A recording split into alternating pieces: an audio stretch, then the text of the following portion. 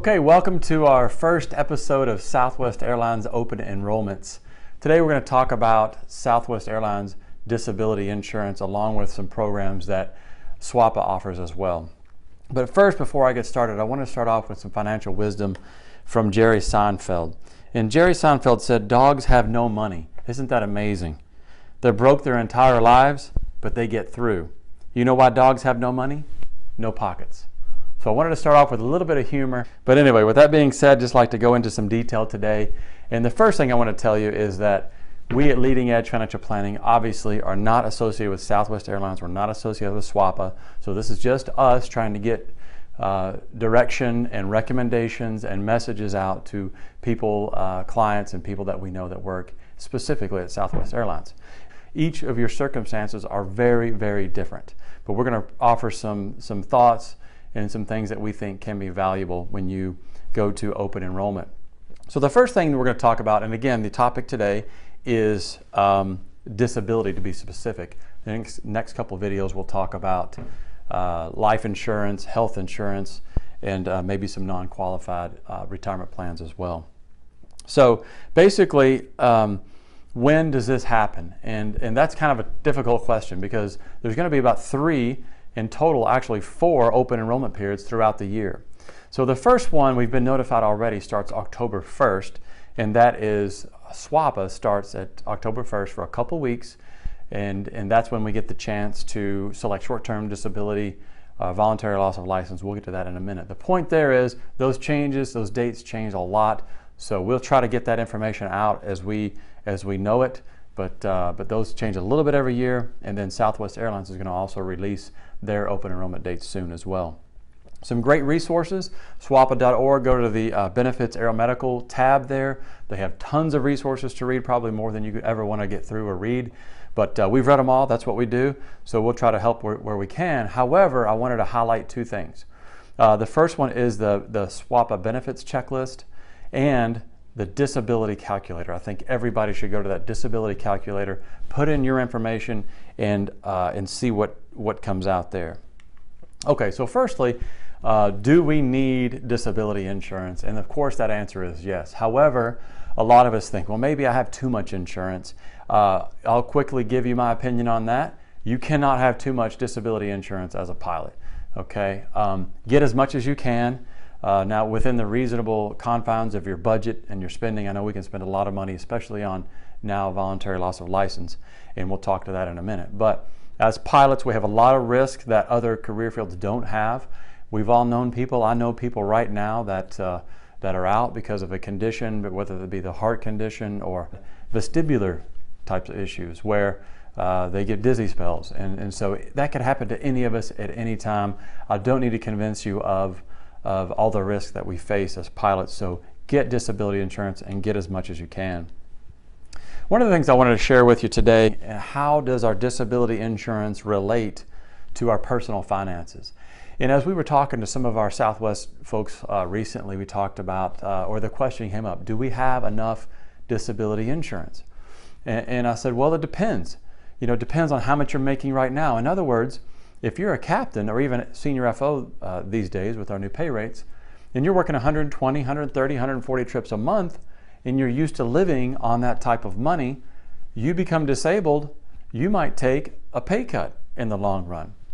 Okay, so understand that in the long run, and I say that long run, it means more than 5 years, because that's when voluntary loss of license ends and long-term disability begins. More than 5 years, we're limited to $12,500. So if you're making $20,000 plus a month, think about the possibility of having to go back down to $12,500 for the rest of your career, however long that may be. So that's something as an example of personal financial planning. We as individuals, us and our families need to understand, could I live off $12,500 a month after taxes in the long run? Okay, that's important.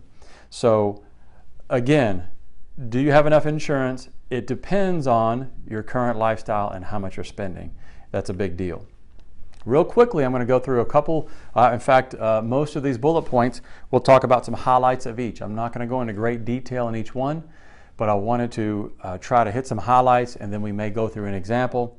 So sick time, obviously that's, we get 1/10 of our sick trips per month, 120 trips per month, you get 12 sick trips, if my math is correct there.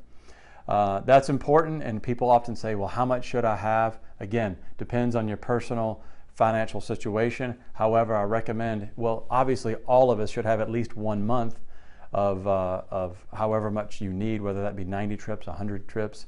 That's the absolute minimum, because you get nothing, no insurance, the first month of your disability. Short-term disability at the earliest kicks in a month after you are disabled or not flying, or you lose your license. So at a minimum, you know, that first month is all on you. Think about that with your emergency fund as well. Have a good, healthy, we recommend at least 3 months of living expenses in your emergency fund for those reasons as well. Now back to the sick time question. Again, it depends on your circumstances. Ideally, we'd probably have closer to 500 to 600 sick trips would be a really nice total to have. And we can go through some examples later.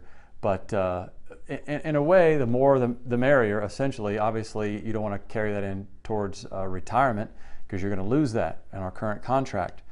However, there's some things to think about with sick time, such as if you have a younger spouse, you're going to retire, and you're 65 and your spouse is 60, your sick trips, I think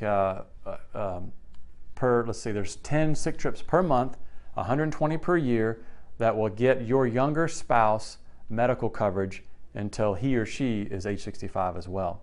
So 120 trips a year gets you 1 year of medical coverage. So that's something important for those of you who have younger spouses. Short-term disability A or B. Basically, short-term disability A starts at the 30-day point regardless of your sick time. Short-term disability B starts after your sick time is exhausted. As you can imagine, short-term disability B is a little bit less expensive because it may not start immediately, so they have less to cover possibly. Short-term A is a little bit more expensive. I believe it's worth it, especially if you have more than about 200 to 300 sick trips. Long-term disability, we all get it. We're automatically enrolled in it. We'll talk to, for the most part, it's kind of a no-brainer. There is one exception we'll talk to in a minute, and that's if you've been around Southwest a long time and you have lots of loss of license coverage. There may be an exception there where long-term disability, you may be able to drop that towards the end of your Southwest career. We have LOL, not laugh out loud. It's loss of license, and that is paid by Southwest Airlines. Something very important I want to get across. I believe very strongly, yes, it's my opinion, and people can disagree. I believe you should have tax-free loss of license benefit. Okay, I think it's worth it. I think you're going to pay a little bit extra each month, maybe $100, $200. I don't remember the math off the top of my head, but it's worth it. It is paying tax on imputed income. You are paying a little bit more tax per month. However, I think of it as I'm buying more insurance that can be upwards of $1,500 to $2,000 more per month if I become disabled in loss of license. So I look at it as I get the chance to buy more disability insurance, which, like I said earlier, is always a good thing. Okay, that's just my opinion. Some people don't like to pay taxes if they don't have to, but I think it's worth it in this situation. We have now voluntary loss of license, a great benefit that's brand new. As of last year, we were able to enroll for the first time. This will be our second enrollment coming up, and I'll talk about that more in a minute. Pilot mutual aid, really not applicable anymore. As far as I can tell, I think this program is pretty much gone, except I think there's a small death benefit is about all that's left in this program. Long-term care insurance, I'm going to mention it once here quickly, in that this is a new offering from Southwest Airlines as of, I think, a year ago. June of 2017 was brand new, and now I believe every June, we just had one in June 2018, they will have an open enrollment for long-term care insurance. So watch out for that one. I was surprised. It was not advertised that much as far as I can tell.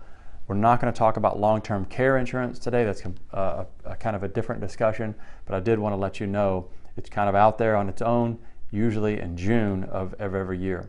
Okay, so that's a lot of information, and we know this can be confusing. So we're going to cover in video part 2 of the disability insurance, we're going to cover some commonly asked questions that you can see on the slide behind me. So we're going to address a few things. A few of these things we've already hit, but next time, just to kind of wrap things up and put everything together, we're going to go through these questions and make sure that everything is absolutely clear on what is most important for short-term disability. So next time we'll answer these questions. We hope you join us. Thanks for listening.